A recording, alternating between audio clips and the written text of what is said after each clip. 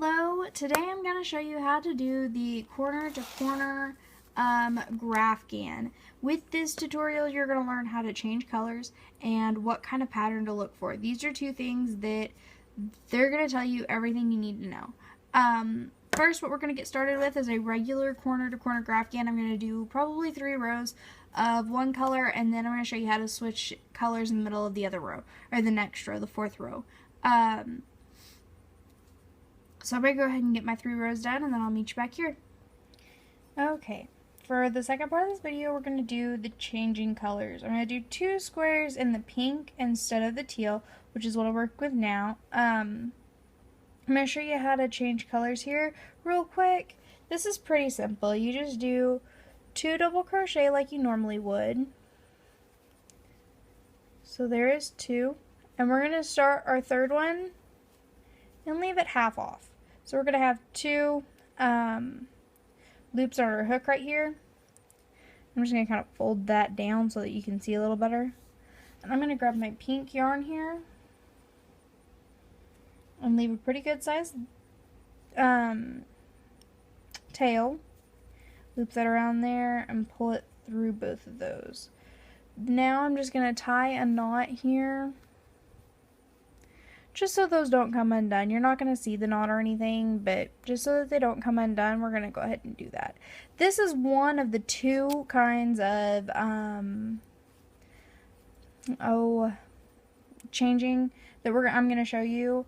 What I mean by that is right now we're doing a pink on top of a teal square. So what I'm going to do is I'm going to go ahead and slip stitch. I just wrapped those around the back and on top of our slip, on top of the piece we're working with here. So 1, 2, and 3 chain. That's going to lock it in there really good. So you're going to go ahead and do your 3 double crochet on top of it. 1, 2, and 3. Okay, so let's just pretend that it calls for another one up here. I don't know why it would, but let's just pretend that it does. So we're going to go ahead and do our 3 up here. I'm going to do this one and then probably the next one, and then when I come back to that second one in that next row, we're going to switch colors again. I'll come back and I'll show you. Okay, so this is where we're at. I have started a new row. I did the 2 pink there, 1, 2, and 3 here. So I've got my 3rd, and I just quit here the 3rd double crochet halfway through, went ahead and just left it with 2 loops. So instead of continuing, we're going to change colors here. I'm going to show you how that works.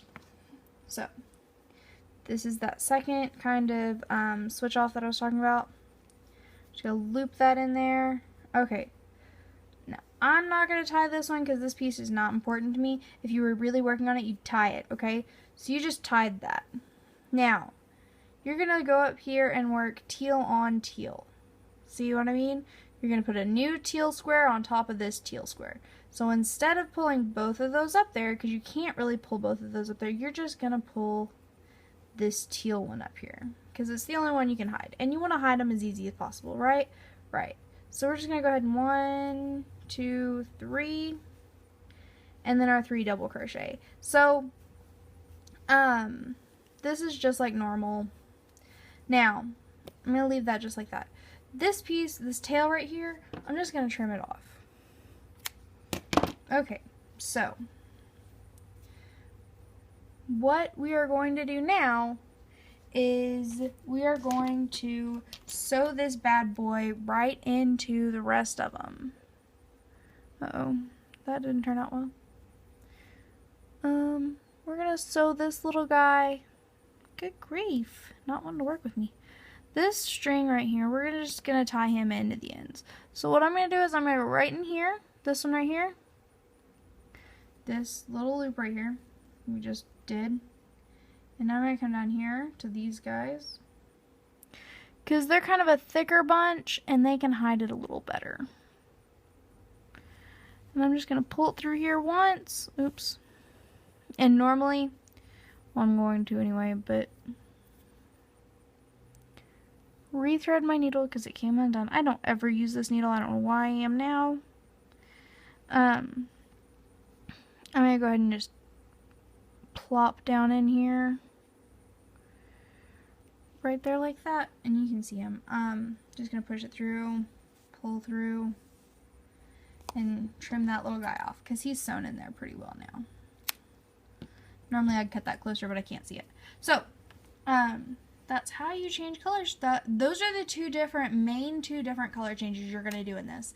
I'm going to show you the blanket that I'm working on right now before we end this, and I'm going to show you what kind of patterns to look for when you're doing these. Okay, this is the blanket that I'm working on right now. It is huge, I know, it's a big project. This is the pattern I found. So, when you're looking for patterns for these types of blankets or whatever, you want to find smaller patterns. That means maybe 45 squares by 45 squares. This one has 56 going up and 45 going sideways. So I'm just about done with that this way, as you can tell by my pattern. But that's about it for this. So I hope I helped with teaching you how to do these things. That pattern actually came from a friendship bracelet website. I don't know how to do those. If you know how to do those, leave a link in the comments, please, so I can figure it out. If you see a video for it, I haven't looked. But thank you anyway. That helps so much. And I will see you next time. Thank you. Bye.